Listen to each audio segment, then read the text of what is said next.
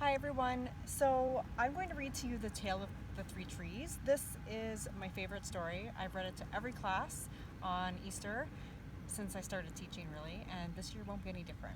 So The Tale of Three Trees. Once upon a mountaintop, three little trees stood and dreamed of what they wanted to become when they grew up.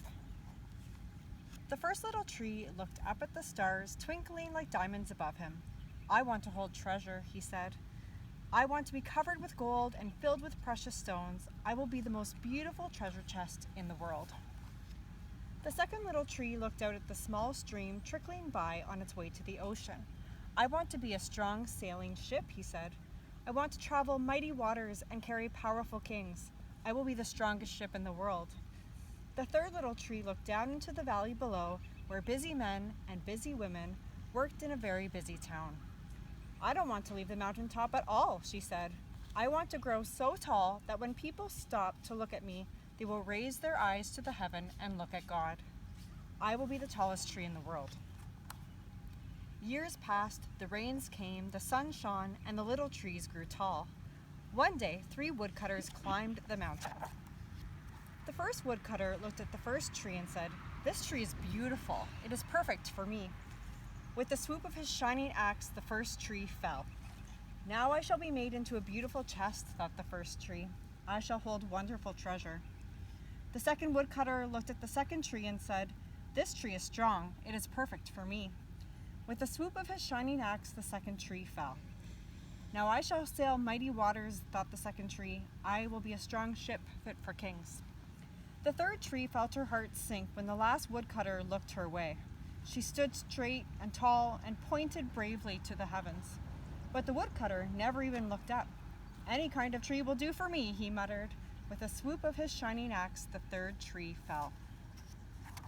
The first tree rejoiced when the woodcutter brought him to a carpenter's shop, but the busy carpenter was not thinking about treasure chests.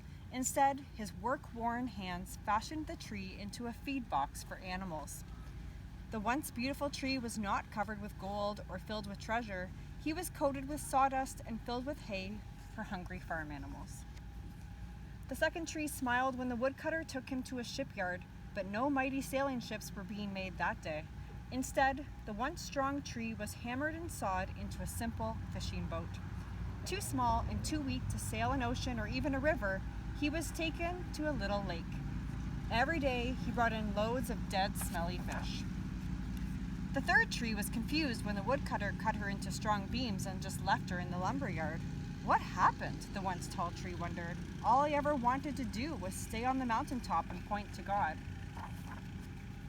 Many, many days and nights passed. The three trees nearly forgot their dreams. But one night, golden starlight poured over the first tree as a young woman placed her newborn baby in a feed box. "I wish I could make a cradle for him," her husband whispered. The mother squeezed his hand and smiled as the starlight shone on the smooth and sturdy wood. "This manger is beautiful," she said. And suddenly, the first tree knew he was holding the greatest treasure in the world. One evening, a tired traveler and his friends crowded into an old fishing boat. The traveler fell asleep as the second tree quietly sailed out into the lake.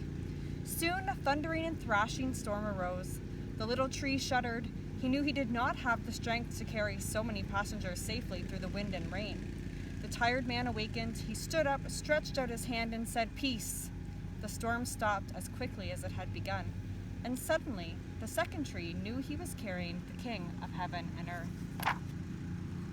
One Friday morning, the third tree was startled when her beams were yanked from the forgotten woodpile. She flinched as she was carried through an angry, jeering crowd. She shuddered when soldiers nailed a man's hands to her. She felt ugly and harsh and cruel.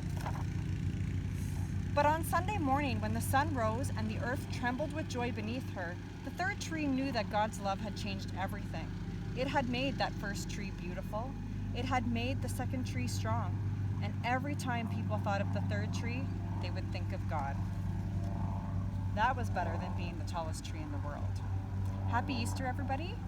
Enjoy your day with your families. See you soon.